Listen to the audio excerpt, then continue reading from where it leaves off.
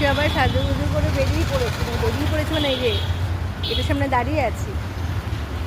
ওই যে বলছিলাম কালকে যে সব মাঠ চারপাশে এই জায়গাটা একদম চৌরাস্তার মুখের কাছে তো তো এই হোটেলে আছি আর হচ্ছে বাইরে বেরোচ্ছি আর হচ্ছে রেডিও 3 দিন হতে গেল। তো এইটুকুনিটাই চৌরাস্তার মুখে, তারপরে কিন্তু এই এটা পেরিয়ে তারপরে রাস্তাটা এরকম পাহাড় দেখা যাচ্ছে দূর থেকে, প্রচণ্ড গরম। এই দশটা কোথায় বেরোবো, আমরা যদি নিজেরাও বেরোতাম কোথায় বেরোবো, প্রচণ্ড রোদ। আর ওর গাড়িটা ওরকম হয়ে গেল,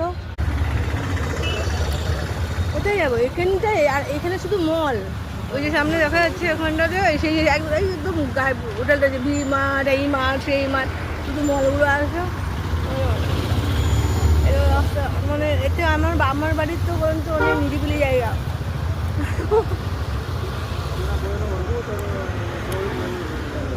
দেখা যাচ্ছে কোথায় কোথায় যাই, যদি যাওয়ার থাকে কপাল, ঘুরতে যাওয়া সব কপাল। চুপচাপ পাখা চালিয়ে এখানটা রিসেপশনে বসি, একজন অলরেডি বসে গেছে, ওরা আসুক, আসলে বেরাবো।